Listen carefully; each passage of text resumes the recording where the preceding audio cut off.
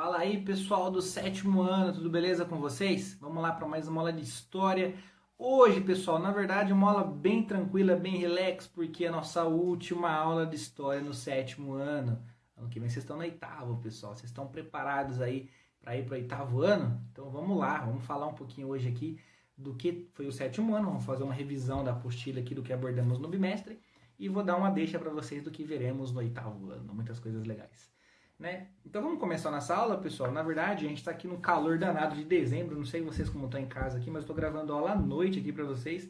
E tá um calor danado aqui, né? Porque estamos em dezembro e vamos ver muito disso em geografia também de clima. Mas sobre a apostila de história, pessoal, vamos fazer uma revisão básica. Peguem a apostila aí e vamos fazer vamos folhear a apostila e ver os principais pontos que a gente abordou nesse bimestre. Nós falamos do mercantilismo na Europa, pessoal, a busca de metais preciosos. A gente viu que os europeus aí estavam sedentos, né, por metais preciosos e com a questão das grandes navegações, depois do descobrimento de várias áreas aí na América, na África, né, os europeus começaram aí a colonizar. Né? A gente falou um pouquinho da busca de metais preciosos, falamos um pouquinho lá na página 421, né, do sistema do comércio triangular, na qual o Brasil, Portugal e África faziam um comércio triangular, né? Os africanos mandando escravos para cá, né? O Brasil mandando aí o pau-brasil, o ouro, a cana-de-açúcar, o açúcar, né? Para a Europa, né? E depois para a África e voltando aquele comércio todo, e a gente viu o sistema do pacto colonial. Isso é muito importante, pessoal. Vocês vão ver no oitavo ano. Quiser conversar com o pessoal que está no oitavo agora, vai para o nono, pergunta para eles, para vocês verem como isso é importante entender. O chamado pacto colonial, na qual o Brasil só podia vender mercadorias para os portugueses aí compravam dos brasileiros, né? E vice-versa, só que no caso Portugal se dava melhor, porque ele vendia na Europa aí com um preço muito mais, digamos que lucrativo, muito melhor, e os brasileiros aí no caso eram mais, né? Eram colônia de exploração, podemos dizer assim. A gente vendia a cana-de-açúcar, né? O Brasil já era capitanias hereditárias, falamos disso também, né? Que tinham que dar lucro para Portugal, né? No caso o ouro, no caso a cana-de-açúcar e outros produtos aí. Então a gente viu todo esse processo, falamos um pouquinho do mercantilismo, que trabalha com a ideia de lucro, com balança comercial favorável, né? O lucro, que é o lucro aí, é você vender mais do que você comprar, né? Mas achar o país rico, e através disso os países europeus como Portugal, Espanha, Inglaterra, França trabalhavam em cima do metalismo. O que é o metalismo? Quanto mais moeda, quanto mais dinheiro, quanto mais ouro, metal preciosos, né? Metais preciosos, né? Ou também outras joias preciosas também, tudo isso contava como dinheiro, mas quanto mais ouro o país tivesse, mais rico ele era. Né? Por isso que era até proibido o ouro sair do país, né? O ouro tinha que ficar dentro do país, porque dessa maneira o país seria mais rico. Dessa maneira a gente vinha enriquecer muitos portugueses, né? Os espanhóis principalmente, os ingleses também com vários comércios aí, e vimos um pouquinho que isso fortaleceu o quê? O chamado absolutismo, a monarquia absolutista. Que a monarquia absolutista ela acabou se atrelando com o mercantilismo aí, né? Com os navegadores, com o comércio, e dessa maneira surgiram alguns reis importantes. A gente falou um pouquinho de Luís, né, 14 na França, o rei absolutista, ele falou Estado sou eu, lembra disso? Falamos da Elizabeth I na Inglaterra, falamos aí dos reis portugueses, espanhóis, falamos do metalismo, do ouro na América Portuguesa, a busca por metais preciosos. Dessa maneira a gente viu que os europeus enriqueciam cada dia mais em cima das custas do trabalho aí e da exploração das suas colônias, né? Por isso que Portugal foi uma potência, a Espanha virou uma potência, né? Os ingleses conquistaram grande parte do mundo, uma potência também, né? Os franceses também. Então são países aí que se destacam no cenário mundial, histórico, né? Então falamos todos esses detalhes aí durante nossas aulas da primeira unidade. Falamos da extração do ouro, como era que para extrair o ouro. Tem dois tipos de ouro, a gente viu, né? O ouro de mineração, aquele que tem que cavar o buraco lá, a mina mesmo, que todo mundo já viu bastante, né? Falamos bastante, até em filmes tem retratando isso. Mas a gente falou um pouco do ouro de aluvião. O que é o ouro de aluvião? Aquele ouro encontrado na beira dos rios, né? Porque o processo de erosão nas partes mais altas pode gerar aí na leito dos rios, pedacinhos de rocha vão soltando e pode ter pedacinhos de ouro. E esse ouro vai se depositando no leito dos rios aí, né? A gente vê naquela parte dos sedimentos, né? E esse ouro eles vão procurando ali com a bateia, procurando ali aquela peneira, até achar esse ouro. É o ouro mais fácil de encontrar na beira dos rios. A gente viu que tinha muito disso no Brasil. Até lá na página 430 vocês têm ali alguns objetos que eram usados para a extração e a procura desse ouro aí. A gente viu das datas, divisões de terras aí para encontrar o ouro. A gente viu que o Brasil, as colônias, né, o Brasil como colônia foi dividido em vários lotes, né? A gente viu aí das capitanias hereditárias, vimos as áreas que mais se encontrava ouro no Brasil, áreas de Minas Gerais, nas áreas, né, ribeirinhas também achavam muito ouro. e vimos que isso foi valorizando. Então vimos que Minas Gerais, a capitania de São Paulo na época, São Vicente, e a de Pernambuco foram as que deram um lucro maior, né? Que era São Vicente, capitania, devido a essas áreas de ouro, e Minas Gerais fazia parte. Depois que Minas foi se separar, né? Virar Minas de Ouro, para depois virar Minas Gerais, né? Muito importante esse ponto da história também. Falamos dos lingotes de ouro que eles faziam lá, tinha que colocar a data, o símbolo da coroa portuguesa. Falamos do santinho do pau oco, lembra disso, pessoal? O santinho para eles contrabandear o ouro do Brasil sem pagar os impostos para os portugueses aí, né? Eles colocavam o ouro dentro de imagens santas, né? Os santinhos lá, e deixavam o oco lá, encher de ouro para ele conseguir entrar no país sem pagar os impostos. Olha que ponto bem doido da história, né? Daí surgiu a história do santinho do pau oco, né? Que estava levando contrabando dentro.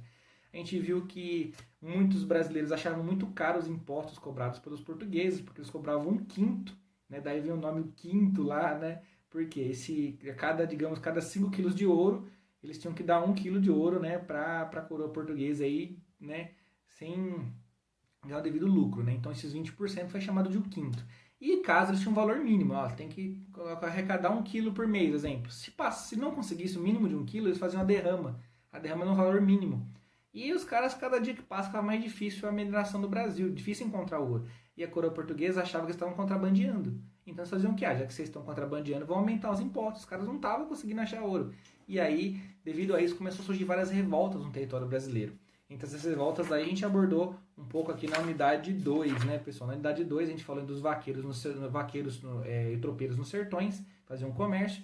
E a gente vai ver que vai surgir revoltas de pessoas contra a coroa portuguesa, que não aceitavam pagar impostos tão altos. A gente vai falar um pouquinho nas próximas unidades aqui ainda do Tiradentes, né, da Conjuração Baiana, da Confidência Mineira, que é a parte do Tiradentes, e outras revoltas que tiveram aí no período do Brasil colonial, tá? Mas a gente viu também que naquela época não tinha caminhão, não tinha ônibus, não tinha carro, não tinha avião. O comércio tudo era feito através do quê? De a pé, né, ou no lombo das mulas, cavalos aí, nos moares, né, boi. O transporte era feito pelos animais. Né? Para adentrar dentro do território brasileiro é muito difícil, porque onde tinha rio navegável, rio que não tinha corredeira, beleza, você ia de barco ali, de bateia, ia, né? Agora, onde que... Outra, também descendo o rio, né? Porque para subir é difícil, né? Não tinha barco a motor na época também. Então, como que era feito o comércio? Através dos lombos das mulas, né? Então a gente viu que o Brasil, para adentrar o território brasileiro depois das capitanias, demorou bastante ainda. Aí surgiu os bandeirantes, né? Tem toda aquela questão de conhecer o território brasileiro para dentro. A gente viu todos esses detalhes aí. A gente viu que quem fazia o comércio eram os tropeiros lá na região do sul, que eles saíam do sul, iam trazendo a mercadoria, carne, charque ali, né, outros produtos, todo tipo de produto levavam ali nas mulas, né, levavam todo tipo de produto, até cartas, encomendas, né. Eles eram aí, na época, quem fazia o trabalho dos caminhoneiros, né. Eram várias mulas amarradas uma atrás da outra ali com a cordinha, levando o peso. E esses tropeiros, eles vinham lá do sul, subiam do Rio Grande do Sul, passando por Santa Catarina, Paraná, chegavam em São Paulo, iam até Sorocaba, onde trocavam os animais para descansar. Ali até ficou conhecido como a Feira da Mula, né? Tem um feirão do carro, o pessoal vai lá, feirão, compra o carro novo, lá era o feirão da mula. Eles trocavam uma mula com a outra ali para descansar, para seguir a carga para frente e ir até o Nordeste brasileiro. E lá também tinham os vaqueiros. Os vaqueiros faziam um processo também de fornecer comida, né, para dentro do território nacional, porque as áreas litorâneas eram praticamente para plantar cana-de-açúcar. E dentro do território nordestino aí, mais para dentro, você encontrava o quê? Né, as áreas de criação de gado, né, que fornecia a carne, fornecia o couro, né, muito importante. Né? Então, dessa maneira, esses vaqueiros e tropeiros foram importantíssimos para a história brasileira, porque na época eles movimentavam a economia. Né? Por isso que são tão importantes. A gente viu aqui um mapa na página 439 que mostra a ação desses bravos guerreiros trabalhadores durante um período histórico aqui. Então a gente vê um pouquinho nessa página aqui, 439. Nós abordamos tudo isso durante o nosso bimestre, falamos dos tropeiros do sul, falamos do trabalho que eles faziam. Aí na unidade 3 a gente entrou em conflitos, né, pessoal? Falamos dos conflitos que tiveram no Brasil entre o século 17 e 18, né?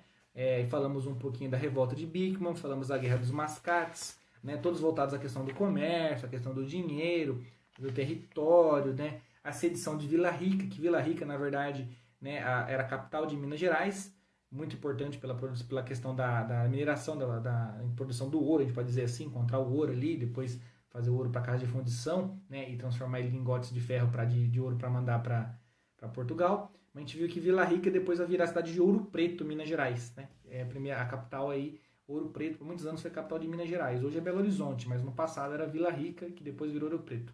Falamos um pouquinho da história dos escravos, né?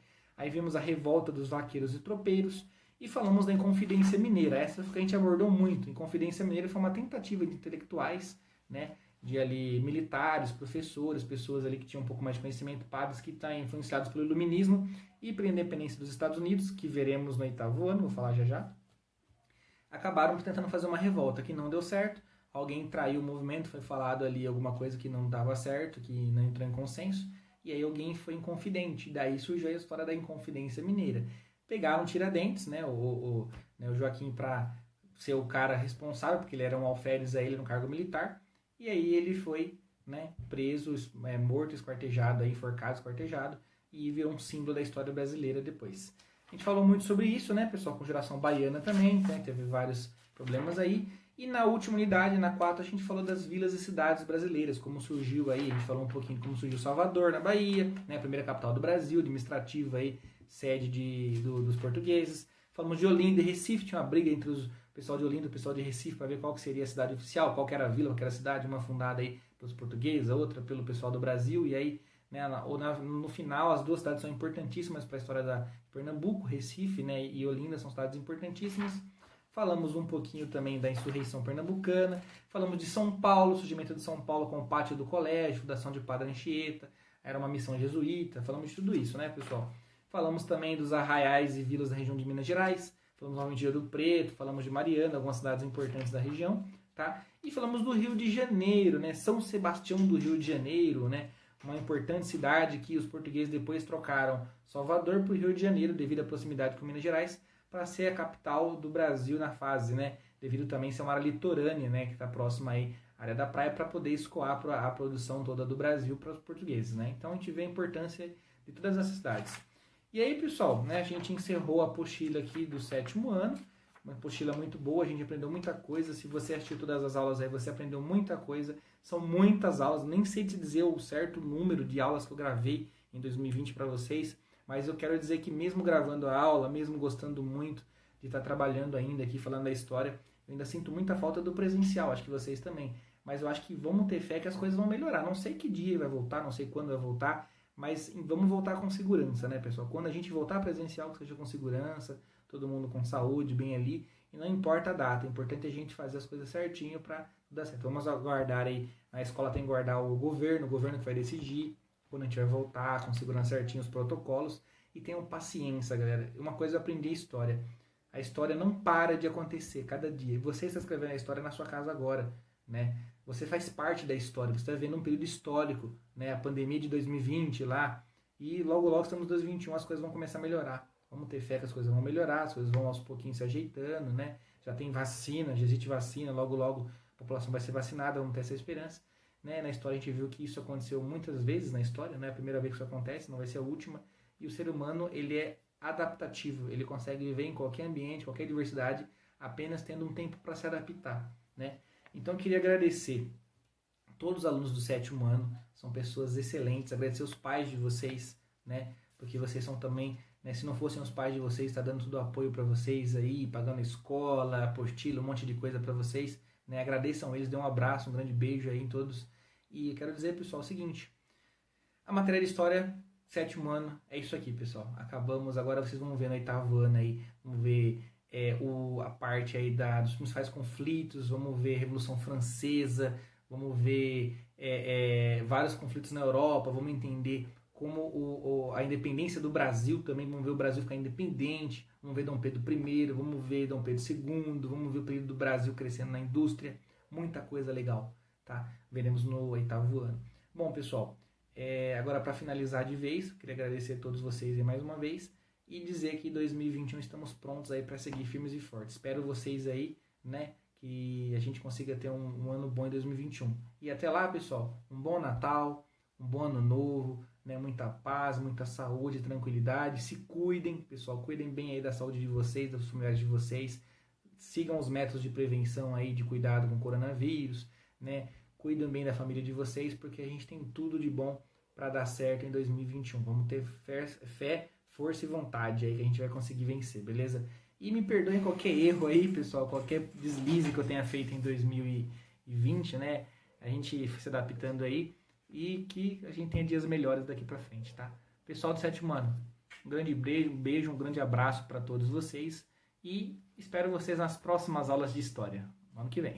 Valeu, pessoal, até mais!